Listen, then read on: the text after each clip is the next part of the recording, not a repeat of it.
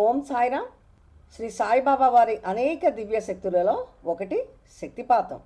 ఈ దివ్య శక్తితో బాబా తన భక్తుల్ని జీవితాలనే మార్చేస్తారు.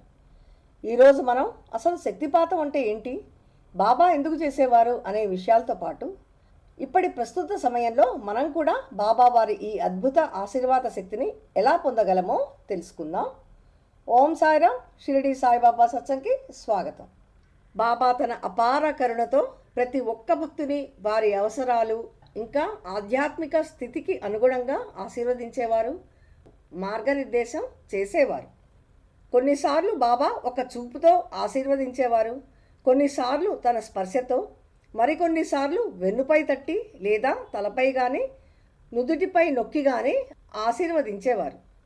ఇవి చూసే వాళ్ళకి సాధారణ చర్యల్లా కనిపించినా వాటిలో గొప్ప దైవిక శక్తి నిండి ఉంటుంది. ఇలా బాబా తన దివ్య శక్తిని తన భక్తులకి ప్రసరింపజేసేవారు. ఈ సున్నితమైన దైవిక శక్తి ప్రసరణనే శక్తిపాతం అని అంటారు. బాబా వారి ఈ దివ్య ఆశీర్వాదం ద్వారా భక్తులు మనశ్శాంతిని పొందారు, భయాన్ని తొలగించుకున్నారు, అంతర్గత కలతల నుండి విముక్తిని పొందారు, ఇంకా ఆధ్యాత్మిక మార్గంలో ముందుకు సాగగలిగారు. ఇక్కడ అత్యంత ఆశ్చర్యగొల్పే విషయం ఏంటంటే బాబా వారి ఈ దివ్య ఆశీర్వాదం గతానికే పరిమితం కాదు. అంటే బాబా భౌతికంగా ఉన్నప్పుడే భక్తులు బాబా వారి ఇలాంటి కృపను పొందేవారు అని అనుకోవక్కర్లేదు. ఎందుకంటే ఈరోజు కూడా ప్రపంచవ్యాప్తంగా భక్తులు సాయిబాబా వారి ఉనికిని, కృపను అనుభవం చేస్తున్నారు. బాబా ఎక్కడికి వెళ్ళలేదు, వారు ఎల్లప్పుడూ ఉన్నారు, మనతోనే ఉన్నారు అని మనకి ప్రతి క్షణం తెలియజేస్తున్నటువంటి భక్తులు పొందుతున్న బాబావారి అనంత అద్భుత ఆశీర్వాదాలు. అయితే మనం కూడా బాబావారి అలాంటి దివ్యశక్తి ఆశీర్వాదాన్ని ఎలా పొందొచ్చో తెలుసుకుందాం. ఇలాంటి దివ్య ఆశీర్వాదం భక్తులు పొందినటువంటి అనేక సందర్భాలను మనం శ్రీ సాయి సచ్చరిత్రలో చూడొచ్చు. ముందుగా శ్రీ సాయి సచ్చరిత్రలో వివరించబడినటువంటి కొన్ని సంఘటనలను సంక్షిప్తంలో తెలుసుకుందాం. అధ్యాయం 27లో చూస్తే శ్రీమతి కాపర్డే గారు ఒకసారి బాబా పాదాలను ప్రేమతో మర్దిస్తూ ఉంటారు. బాబా ఆమె సేవకు ప్రసన్నులై ఆమె చేతులను మృదువుగా నిమురుతూ మెల్లగా ఆమెకు రాజారాం రాజారాం అని జపించమని చెప్తారు. తన దివ్య శక్తిని ఆమెకు ప్రసరింపజేస్తారు బాబా. ఆమెలో శక్తిపాతం చేస్తారు. దీనివల్ల ఆమె మనశ్శాంతిని పొందుతారు, ఆధ్యాత్మిక ఎదుగుదల జరుగుతుంది. అదే అధ్యాయంలోని ఇంకొక సంఘటనలో రాధాకృష్ణమయ్య గారు ఒకసారి తీవ్ర అనారోగ్యానికి గురవుతారు. అప్పుడు బాబా ఒక నిచ్చెన తెప్పించి ఆమె ఇంటి పైకప్పు మీదకి ఒకవైపు నుండి ఎక్కి రెండో వైపు నుండి దిగుతారు. పైకెక్కినప్పుడు తన ఒక్క చూపుతో ఆమెకు శక్తిపాతం చేస్తారు. ఆమె కోలుకుంటుంది.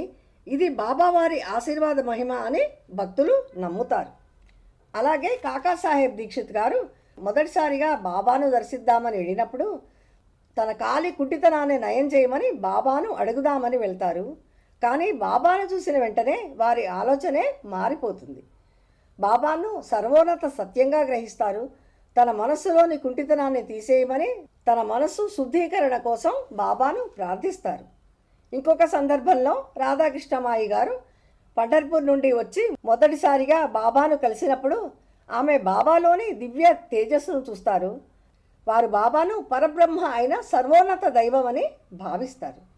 ఇంకొక సందర్భంలో శ్రీ వామనరావు పటేల్ గారు ఎవరైతే స్వామి సాయి శరణానంద్గా మారుతారో బాబాను మొదటిసారిగా కలిసినప్పుడు బాబా వీరిని తనకి సాష్టాంగ నమస్కారం చేయమని చెప్తారు. వారు అలా చేసిన క్షణంలో ఒక లోతైన అంతర్గత పరివర్తనను అనుభవిస్తారు. బాబా దివ్య ఆశీర్వాదాన్ని పొందుతారు. అదేవిధంగా నాసిక్లోని వాణికి చెందిన సప్తశృంగి మాతా భక్తుడైన ఒక పురోహితుడు తీవ్ర కలత చెందిన మనసుతో బాబా వద్దకు వస్తారు. అతను బాబా ముందు నమస్కరించిన క్షణంలో అతని చింతలన్నీ మాయమై మంచి మనశ్శాంతిని పొందుతారు. ఇలా బాబా తన ఒక్క చూపుతో, దివ్య స్పర్శతో, శక్తిపాత మహిమతో తన భక్తుల్ని ఆశీర్వదించిన సందర్భాలు లెక్కలేనన్ని. ఆత్మను మేలుకొల్పి బలపరిచే ఒక నిశ్శబ్ద దివ్య ప్రసరణే శక్తిపాత మహిమ. బాబా వారి ఉనికిని, వారి దివ్య ఆశీర్వాదాలని, లీలలను ఇప్పటికీ మనం అనుభవం చేస్తున్నాం కాబట్టి మనం కూడా ఇలాంటి బాబా వారి శక్తిపాత మహిమను పొందొచ్చు. నేను కూడా బాబావారి ఇలాంటి అద్భుత ఆశీర్వాద శక్తిని చాలాసార్లు అనుభవం చేశాను. నా స్వానుభవాన్ని బట్టి నేను మీకు చెప్తున్నాను.